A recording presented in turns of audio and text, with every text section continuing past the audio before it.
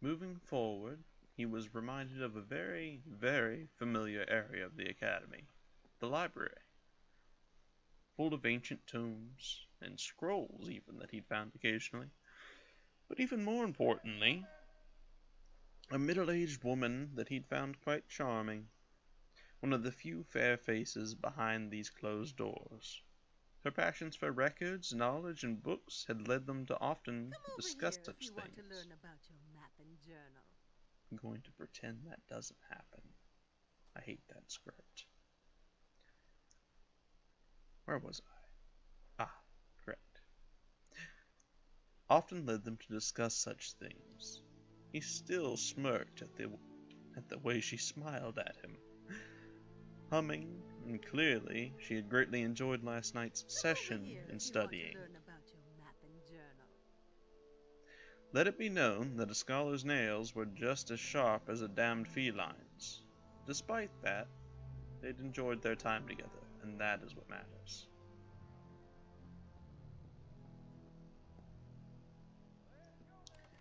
Carefully avoiding her, giving her the smile, they couldn't pretend to be too friendly after Come all. over here It if would you cause want to too many learn about rumors, your and he map didn't and want to ruin journal. the woman's career. He was sure it was difficult enough slipping out of the senior barracks to come back here in the morning.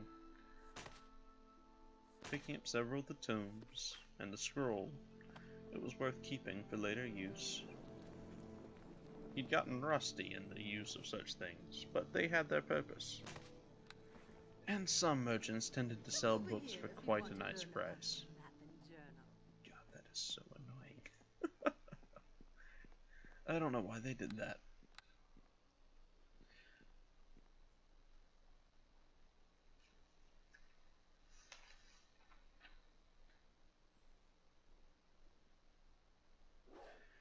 As Angelo entered the main room, he had felt a wave of nostalgia. Foolish wannabe heroes, all too young, driven by pride and youth, the clash of their steel against wood filling the air. The halls echoed with the sounds of training and combat. Still, it was also a reminder of his own youth, clashing blades on the seas or in the back alleys. How lucky these fools were, and they had no idea. Food on their plates, instructors to teach them, and people that cared. Things that for much of his life Angelo never had. Still, as he walked forward, he was impressed upon by an individual that he'd clashed with immediately upon entering this place. A man named Urban, all talk and no skill. The classical drill sergeant, the man had yelled in his face the first day, and when Angelo in turn had mocked him, specifically about his breath, which he could still smell from here, the man had done nothing, spineless, like every other drill sergeant he'd ever experienced in his life. It's about time you showed up, recruit. My name is Herban. As far as your worthless hide is concerned, you can just call me sir. And the man's stupidity has apparently not changed. Introducing himself when they'd already known each other plenty, he was sure Urban was putting on a show. All the other students in the room, after all, could hear his voice echo. He was fairly sure at this point that the man just enjoyed hearing his own voice. How fitting. It's my job to teach you raw recruits some tips on combat technique, so you maggots don't get gutted out there in the real world. Angelo had to snort. He made no attempt to hide his contempt at this parade. After all, he'd come from the real world. Urban, of course, had no idea of that. Still, it was infuriating. He was fairly certain that he could put this man on his knees with a single rapier swipe, let alone using his real saber, or any of his other skills or powers. Apathetic. But he would have to do what he could, and that was that. He had to endure this. By the end of the day, he would be free, and he could begin looking for Vendal. Well, recruit, don't just stand there with your dopey expression on your face. What's it going to be? Are you ready to begin your combat training, or aren't you? Most definitely, this is Angelo's response. You address me as Sir when you open your mouth, maggot. If this plague hadn't made us so desperate for recruits, I'd bet your worthless ass out of here for that attitude of yours. Angelo could do nothing but smile, as, for once, Herben was quite correct. The only reason he was here is because of how desperate Erebeth and Lord Nasher were. They needed a hero. They needed skilled individuals, because all they had were farmhands, idiotic humans that thought they could yell at everything, and fools that were still learning how to swing a sword or a hammer properly. But I'm stuck with you, and I don't have time to break your spirit and teach you proper respect and discipline. We don't have to like each other, but you will listen to what I have to say. Well, that was also debatable. This information might save your life sometime, recruit, so listen up. And once more, we'll skip through this. We'll say that he's just explaining the basics of combat and martial techniques to Angelo, who is looking at him like an idiot because he knows more about it than Herben does.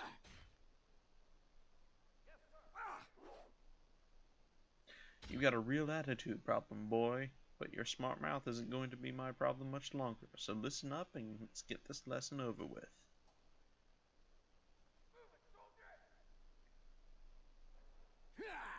If I don't shout, recruit, it might not get through that thick layer of dung covering your brain. Now listen up for the next lesson. At this point, Angelo is just looking at the ceiling, preparing for the idiot to fall over from yelling too much. All the blood was going to his head.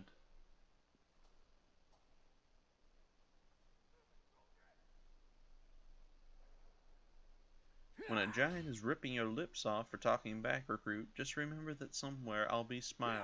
Now quit goofing off and stay sharp. Nobody walks away! The only issue was that Angelo had no intention of, 1, dealing with the giant, and 2, he would never interact with one in combat. He wasn't that stupid. They were idiotic creatures. He could easily just convince them otherwise. This was the problem with people like Herben. They were all talk, and when it came down to it, their skill was paltry, and, of course, their brains were non-existent. He was fairly sure Bim was more competent than this fool standing in front of him. I've done my part. The rest is up to you, recruit. Tend to prove yourself by facing off one of the Academy's combat tests. Go speak to my assistants. Corporal Dendy at the southeast end of the room can test your melee weapons. Then, for your test in range combat and missile weapons, speak to Corporal Hewitt over near the west wall. Ah, Dendy. A man after his own heart. Though still no match for Angelo, in a dance of blades, he did help him find out the best ways to get access to certain substances here in the Academy. A difficult thing, especially with the idiotic drill sergeant wannabe breathing down everyone's neck every 5 minutes. So, Herben sent you over for your combat trial, did he? Well, my name is Dendy. I specialize in melee weapon combat. Are you ready to begin your final test? Of course, Dendy and him were quite well acquainted, but they'd always been in the shadows of certain areas. Publicly, they barely knew one another. Angelo played along. Don't worry, there's nothing to it. You and I are going to spar. I'll be in parry mode the whole time, deflecting and defending against your attacks. All you have to do is hit me once to pass the test. Or, if you prefer, all you have to do is use your weapon to destroy the target dummy next to you. The choice is up to you. Either attack me or the dummy. This part we'll skip. Angelo allowed a smirk to decorate his features. It was true, Dendy was skilled with the blade. He'd seen him practice. But comparing them was questionable. Dendy was definitely no swords master. Go and talk to Hewitt to continue your test. A single swing is all it had taken. Dendy was simply too slow and too clumsy. Angelo deflected the man's own blade and made him hit himself in the head with the handle before poking him gently in the chest with the tip of his saber. Done and set and match.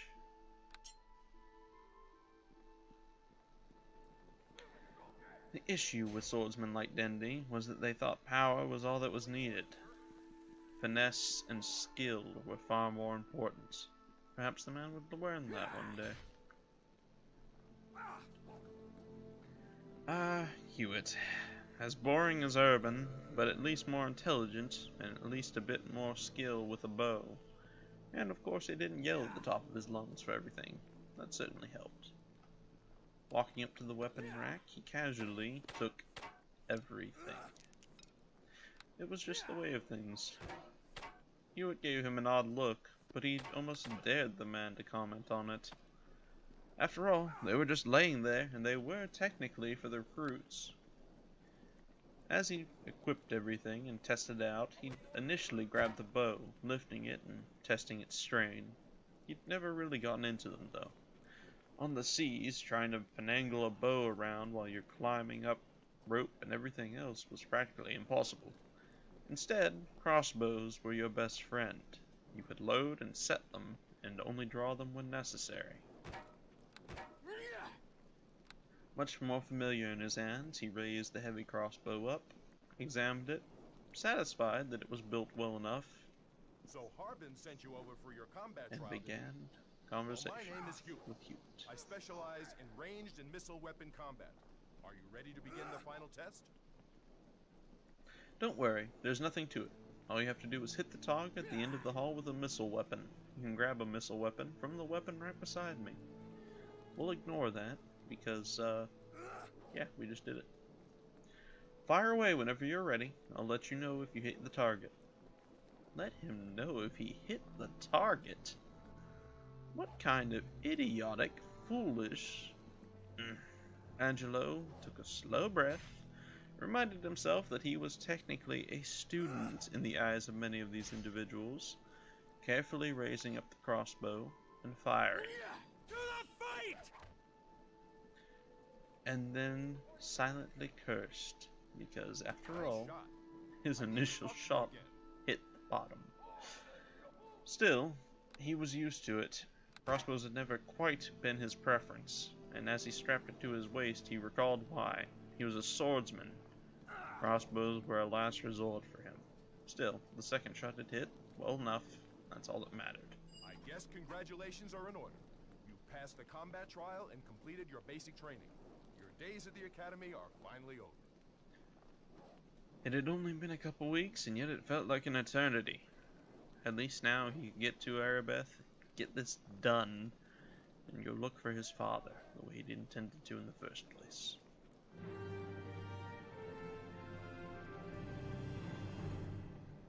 If you hurry, you can join the other Academy graduates in the South Assembly Hall. Lady Arabeth is there bestowing blessings on everyone who has completed basic training. Unbeknownst to everyone else, the reason Arabeth was here was because of him. Still, he supposed it granted them their little blessings and increased their morale, so... Well enough. He saw no reason to talk to the boring man. He knew more than enough about Lady Arabeth, after all. Still, he also had no reason to linger, but it was always useful to poke around a little bit more. With that, he would glance toward the so-called zoo, and decide there was no harm in taking a glance or two. Might be something in there he could even learn about, though it was unlikely. As he began to head towards Ferdinand, he would halt as he noticed Urban, of all people, staring at him from across the room. This look caused him to halt for a moment. Did the man truly expect him to come back and talk to him again? Still, as the older man would raise a hand and motion for him to come forward, he realized that was exactly what the idiot expected of him. With a sigh of resignation and annoyance, he would move forward. Back again, recruit. What do you want this time? And you better address me as sir, or this conversation is over.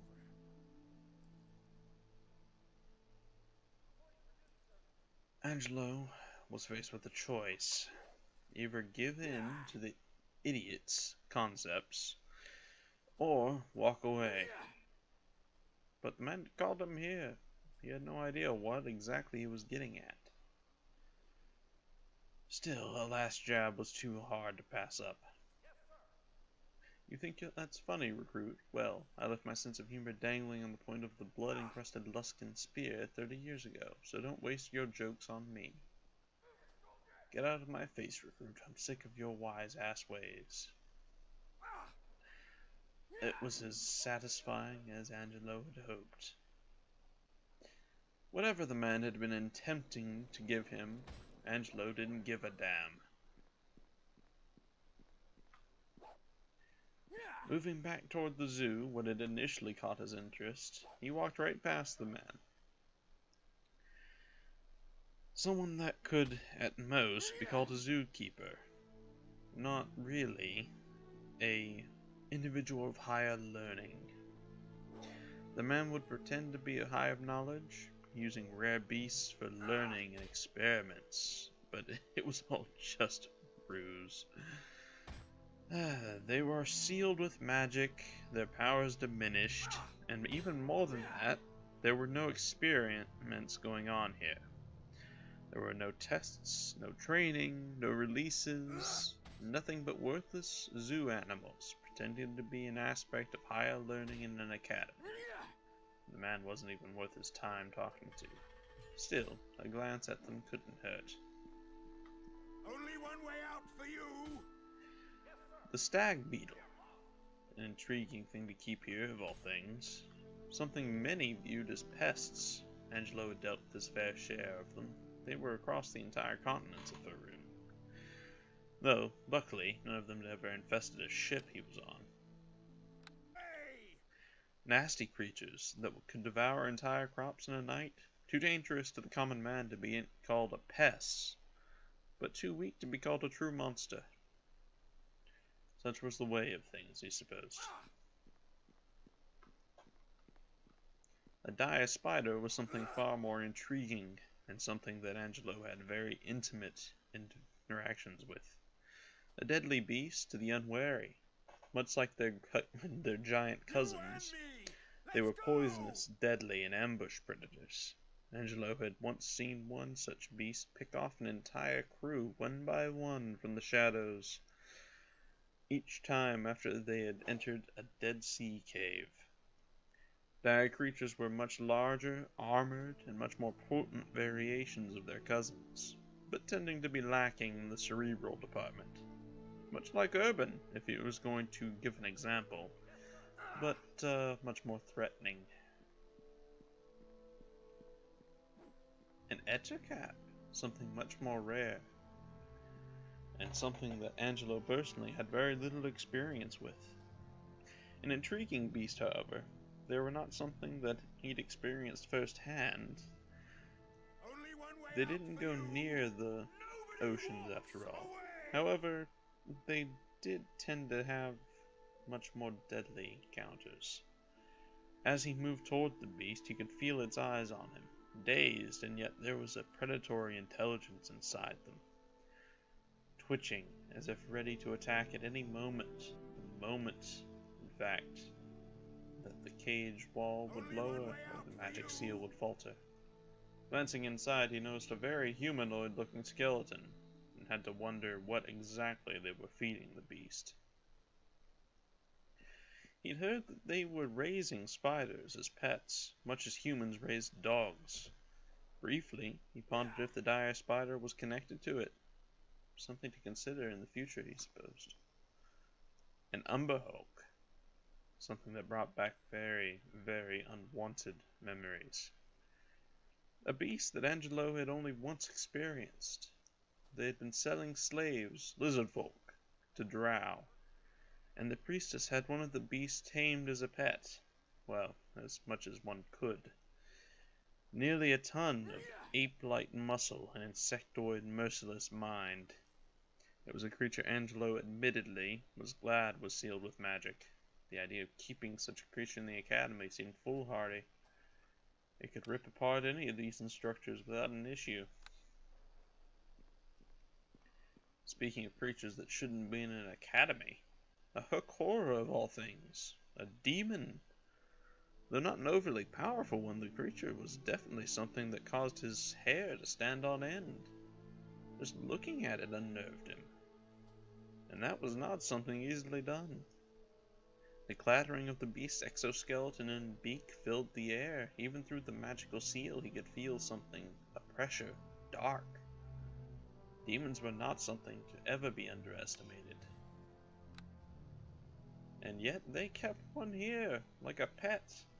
He had to truly question the sanity of these instructors. Once more, a humanoid skeleton rested inside. What on earth were they doing? Feeding them goblins? Skull seemed a bit big for that. Perhaps they were the dead students. As Angelo laughed, he realized, with a degree of disturbed thought, they truly could be. Or worse, plague victims. Releasing a sigh and deciding to put such thoughts from his mind, he would move forward. Only one way out for you. There was no reason to talk to the man again. In fact, the less that he could get the man to talk, the better he'd feel. Walking forward, he glanced at a sign and had an idea. There was a young lady inside that, well, he wouldn't mind saying hello to.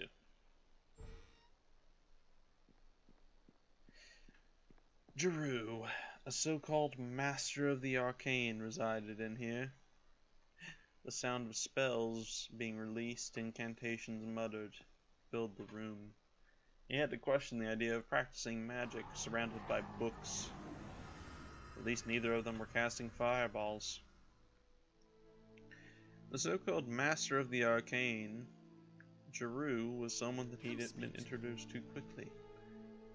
I'm going to ignore that. Once more, they're dumb scripts.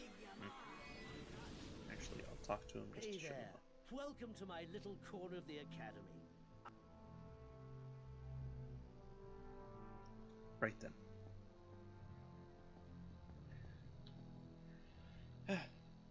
Where was I? Ah. Still, he at least knew how to create scrolls. And that was something that many mages were unable to do. But from what he could tell, Angelo had yet to see anything that was impressive from the man. The gnome's spells were paltry, and honestly, he wasn't that great of a teacher either, if what Chandra told him was any accurate at all. Moving past the man, heading towards the chest, he would pop it open and realize the spells that he had put there in the first place for Chandra were still there. He'd stolen those specifically for the woman to learn. Well, whatever. Stepping forward through and around the statue that still gave him odd looks. He wasn't sure if Jeru had enchanted it or someone else had, but it certainly seemed like it didn't appreciate having spells fired at it all the time. Something he supposed he could understand. Stepping past Zadir, another idiot gnome, he reminded him of so strongly of Jeru, that Angelo was convinced they were actually son and father.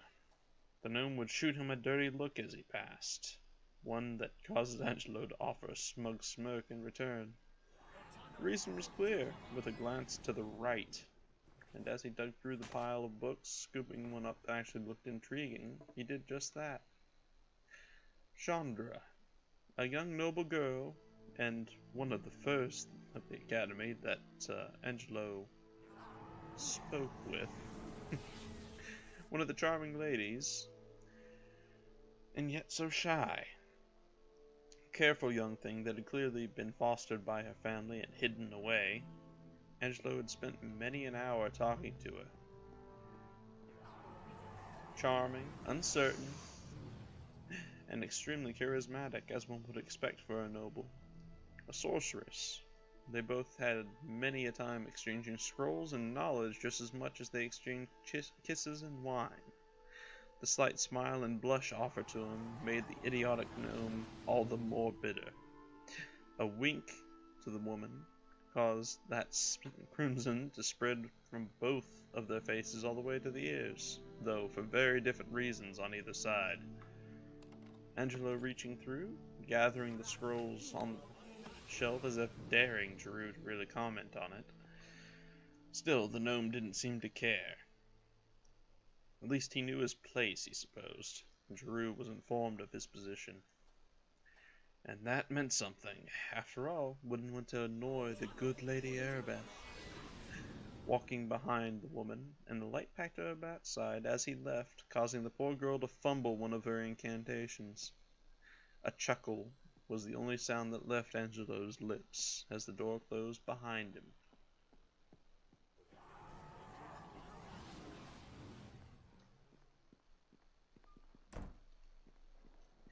Now, with several scrolls, and having fulfilled his little duty to cause the poor girl a flustered mess, he'd only hope the incantation didn't ruin anything and backfire.